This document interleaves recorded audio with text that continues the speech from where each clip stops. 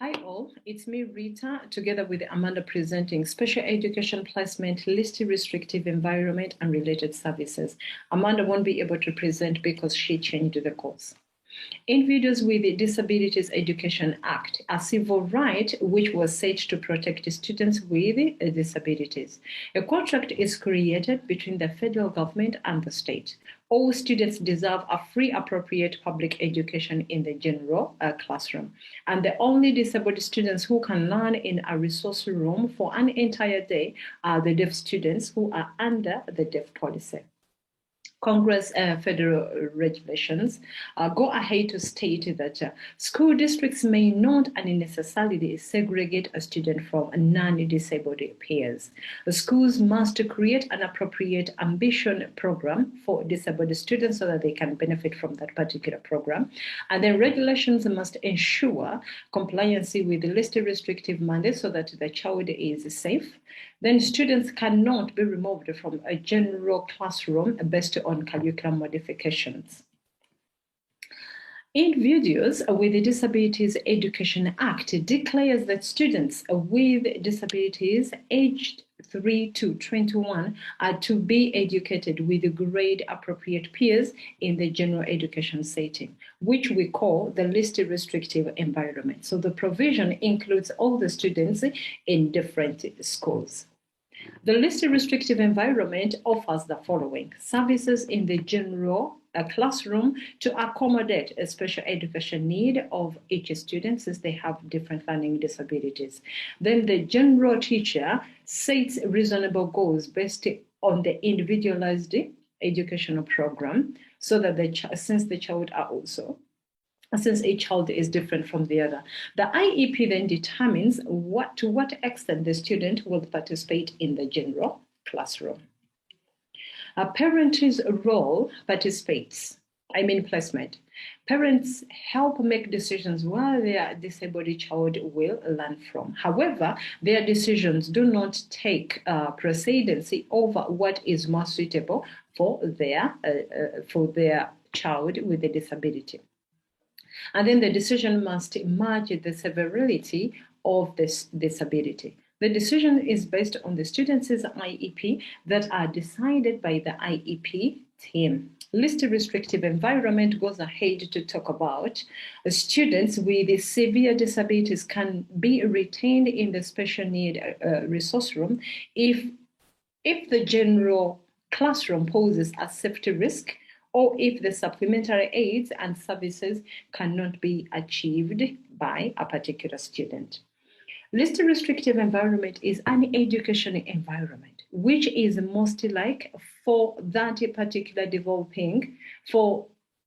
typically developing children to the greatest extent possible. So it sets out this: the students receive special education services in a resource room for about 20% of the day, and then receives the special education services in the resource room services 40% of the day, or receives the special education services in general special education situation between 40 and 80% of the day. Continuing with least restrictive environment, this is focusing on the students who are outside of the classroom setting or who are outside of school.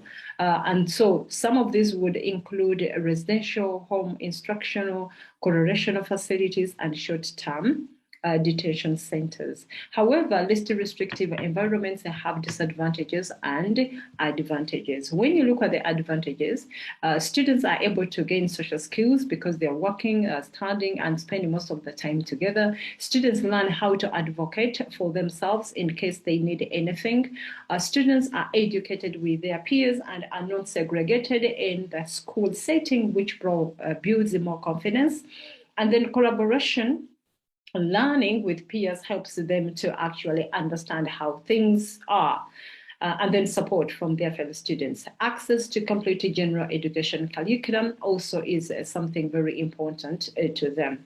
However, the disadvantages include students with disabilities are embarrassed about their disability because they keep on comparing themselves to the rest. Classroom size may intimidate students with disabilities. If there are 20 students and there is one student with a learning disability, then they become intimidated.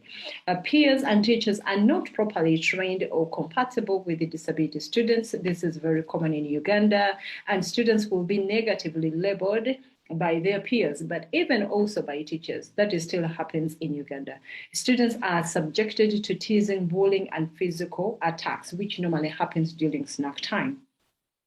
This restrictive environment includes all, so this is what we've been actually talking about. So we have general education classes where there is no support. Every child is individual and they can do everything by themselves.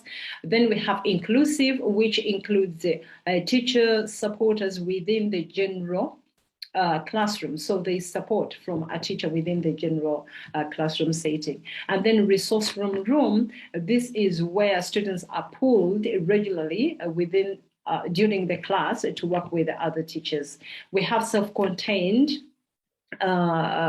environment where students are taught by special education teachers with other special education students.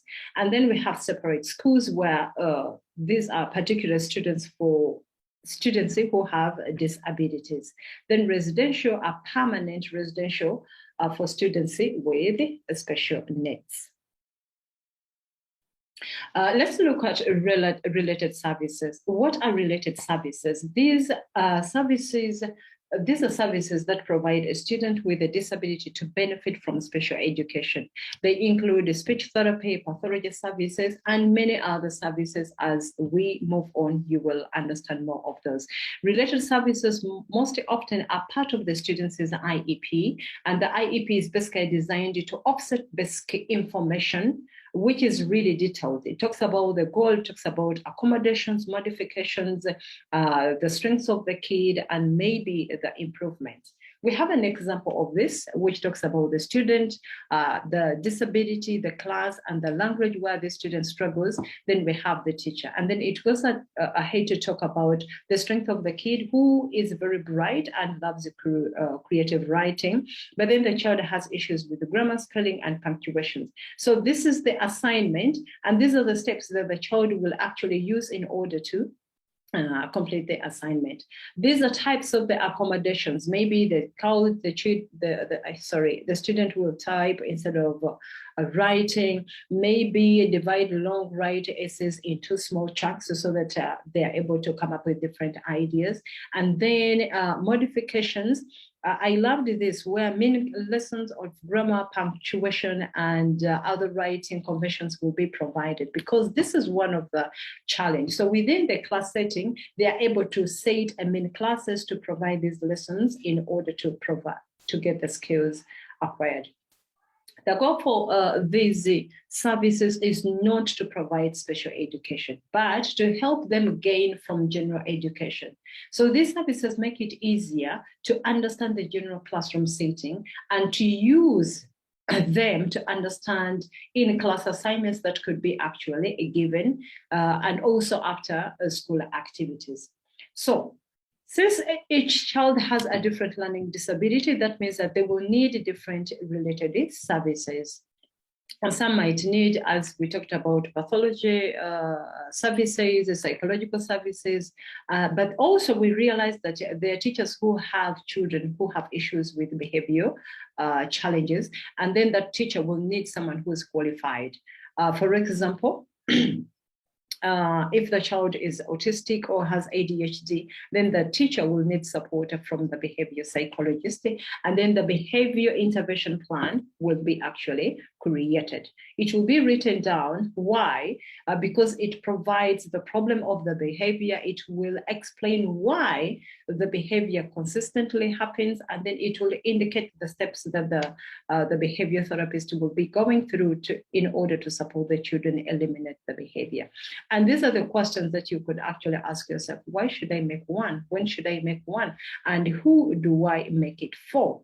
So who qualifies for these services? Related services work hand in hand with the special education. Although there are students who may need related services, there are those who may instead need special education. So according to the federal law, it states that it says that the states can decide to allow related services to be the only form of special education a child gets. In this case, the related service is a child specialized instruction. And here we have an example. If the child has dyspraxia and only needs the support from maybe needs to grow his motor skills, this does not make him to be part of the special needs department.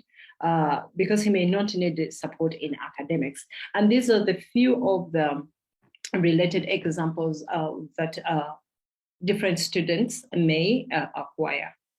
I hope you have enjoyed the video, and we are waiting for your comments. These are the references that Amanda was able to use, and this is what I used to get all the information. Thank you for watching and for listening.